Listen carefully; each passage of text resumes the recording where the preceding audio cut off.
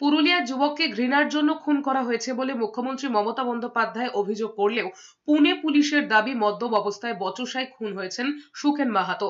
পুনে পুলিশের বিবৃতিতে দাবি করা হয়েছে 9 ফেব্রুয়ারি রাতে শিগ্রাপুর থানার কোরেগাঁওয়ে ঘটনাটি ঘটেছে। কাজে যোগ দিতে যাবার জন্য বেরোলেও তিনি কর্মস্থলে না গিয়ে কোরেগাঁও এলাকায় মদ্যপ অবস্থায় ঘুরছিলেন। সেই সময় দুই ব্যক্তির সঙ্গে বচসা বাধে। সিসিটিভি ফুটেজে সেই ছবি ধরা পড়েছে। এর আগে সোশ্যাল মিডিয়ায় পুরুলিয়ার বান্দোয়ানার সুখেন মাহাতোর মৃত্যু নিয়ে ফুঁসে উঠেছিলেন মুখ্যমন্ত্রী মমতা বন্দ্যোপাধ্যায়। তিনি লিখেছেন, সুখেন মাহাতোর মৃত্যু নাড়িয়ে দেবার মতো ঘটনা। পরিবারের একমাত্র উপার্জনকারীকে খুন করা হয়েছে পুনেতে। এটা ঘৃণার জন্য খুন ছাড়া অন্য কিচ্ছু নয়। ওই তরুণকে তার ভাষা এবং পরিচয় এবং শিকড়ের জন্য অত্যাচার করে খুন করা হয়েছে। অবিলম্বে অভিযুক্তদের গ্রেফতারি এবং দৃষ্টান্তমূলক শাস্তির দাবি তুলেছেন মুখ্যমন্ত্রী।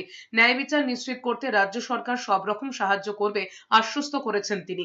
আজকে বাংলা ভাষাতে কথা বলার জন্য তারা কিন্তু এইভাবে একটা আতঙ্কের পরিবেশ ওখানে তৈরি করার চেষ্টা সবসময় করে যাচ্ছে। সর্বভারতীয় তৃণমূল কংগ্রেসের সাধারণ সম্পাদক অভিষেক ব্যানার্জি মহাশয় তিনি আমাদেরকে বলেছেন যে পরিবারের পাশে থাকতে হবে এবং পরিবারের পাশে আমরা সেই জন্য আমরা সবাই এসেছি, মানুষের পাশে থেকে মানুষকে সহযোগিতা করার চেষ্টা করি। এদিকে এই ঘটনায় পরিবারের পাশে থাকতে শুক্রবার পুরুলিয়ার বান্দোয়ানে যাচ্ছেন অভিষেক বন্দ্যোপাধ্যায়। দুপুরে হেলিকপ্টারে পুরুলিয়ায় যাবেন তৃণমূলের সাধারণ সম্পাদক। এরপর সুখেন মাহাতোর পরিবারের সঙ্গে দেখা করবেন অভিষেক বন্দ্যোপাধ্যায়। পুরুলিয়ায় 9-0 হবে, পুরুলিয়ায় 9-0 হবে, হারবেন। পুরুলিয়া মুর্শিদাবাদ নয়।